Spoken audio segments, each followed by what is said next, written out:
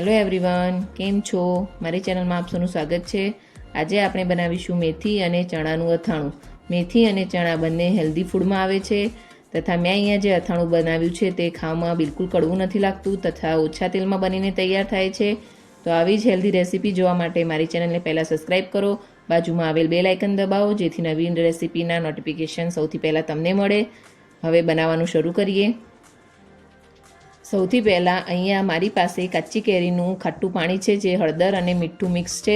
જ્યારે મેં ગુંદાનું અથાણું બનાવ્યું હતું અને જ્યારે ગુંદા મેં આ પાણીમાં બોળી રાખ્યા હતા એ વખતનું પાણી છે, એટલે આપણે આ પાણી વેસ્ટ નહીં જવા દઈએ. તેમાં મેં થોડું પાણી એડ કર્યું હતું કારણ કે ખટાશ અને મીઠું બંને વધારે હતા. હવે ત્યારબાદ એમાં હું અહીં બતાવ્યું છે એ પ્રમાણે 1 વાટકી ચણા અને મેથી એડ કરીશ અને એને 8 થી 9 કલાક જેટલું પલાળી રાખીશ. આ રીતે થોડું વધારે પલાળવાથી મેથી અને ચણા બંને બહુ સારી રીતે પલળી જાય છે તથા મીઠાનો ટેસ્ટ તથા કાચી કેરીની ખટાશ બંને મેથી અને ચણામાં સારી રીતે ભળી જાય છે. તો મેથીની કડવાશ દૂર થઈ જાય છે અને ખાવામાં પણ ખૂબ ટેસ્ટી લાગે છે. હવે તમે જોઈ શકો છો કે મેથી અને ચણા બંને ખૂબ સારી રીતે પલળી ગયા છે. હવે એને આવી રીતે કાણાવાળા વાસણમાં કાઢી લઈશું અને ચોખ્ખા પાણીથી મેં જેમ હાથમાં ઘસીને ધોયા છે એ રીતે ધોઈ લઈશું. આ રીતે ધોવાનું એક જ કારણ છે કે એના ઉપર લાગેલી હળદર ને બધું વ્યવસ્થિત સાફ થઈ જાય તો અથાણું લાંબો સમય સુધી બગડતું નથી. હવે આ રીતે ધોયા પછી એને આપણે એક કોટનના કપડામાં ફેલાવી દઈશું. કોટનના કપડામાં ચણા અને મેથીને આ રીતે પોળા કરવાથી તેમાં રહેલું વધારાનું પાણી શોષાઈ જાય છે. ચણા અને મેથીને કોરા થતાં 15 મિનિટ જેટલો ટાઈમ લાગે છે. વચ્ચે વચ્ચે આપણે એને હલાવીને કોરા ભાગમાં શિફ્ટ કરીને મેં બતાવ્યા છે એમ કોરા કરી લઈશું.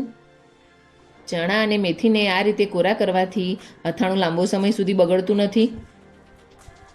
તો હવે જોઈ શકો છો કે ચણા અને મેથી સરસ કોરા થઈ ગયા છે. હવે આપણે એમાં બીજા મસાલા મિક્સ કરી લઈશું. સૌથી પહેલાં એમાં હું અચાર મસાલો એડ કરીશ.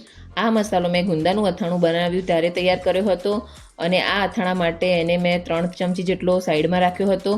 જો તમારી જોડે આ મસાલો ન હોય તો તમે બજારમાં તૈયાર મળતો જે અચાર મસાલો હોય છે એ પણ 2 થી 3 ચમચી જેટલો એડ કરી શકો છો.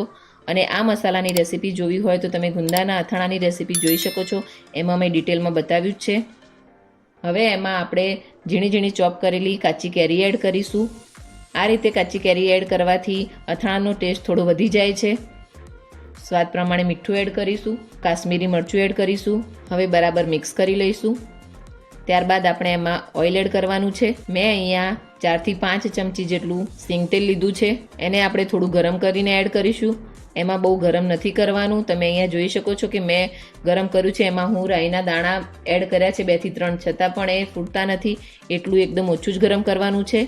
ત્યારબાદ એમાં આપણે હિંગ એડ કરીશું અને આપણા અથાણામાં એને મિક્સ કરી લઈશું.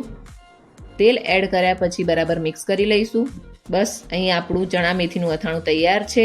તેલ વધારે ન ખાવું પડે એટલા માટે મેં આ રીતે ઓછું તેલ વાપરીને બનાવ્યું છે અને હું આને ફ્રીજમાં રાખીશ.